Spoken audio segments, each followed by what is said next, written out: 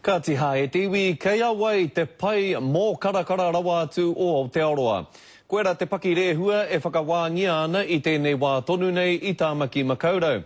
Tata ki te whārau ngā tūmau I whakauru I waratau pai ki te whakataitai nei. I haere atu tā mātou karere a Mikey Sherman ki te whakamātautau I te reka.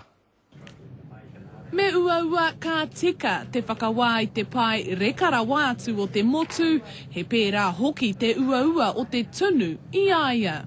It takes a lot of dedication and a lot of skill and care and attention and making sure that you get the right mix of pastry and the right blend of meats. E whā mano ngā momo pai kei te whakawāngia, koe nei te taumata tuatahi o ngā mahi whakawā mai I konei ki te umu.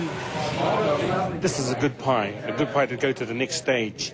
It's got good colouring, good first impressions, good rise in the puff pastry at the top and good base of the short pastry.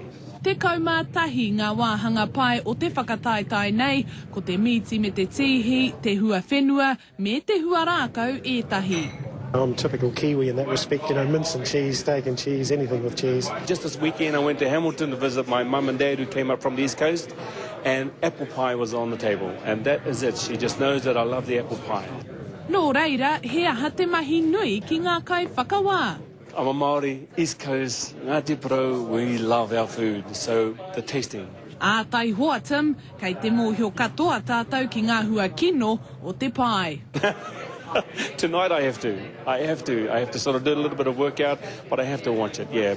Hei te pō te tūrei e heke mai nei ka tohua ngā toa, ai waru mano tāra te whiwhinga mo te toa matua.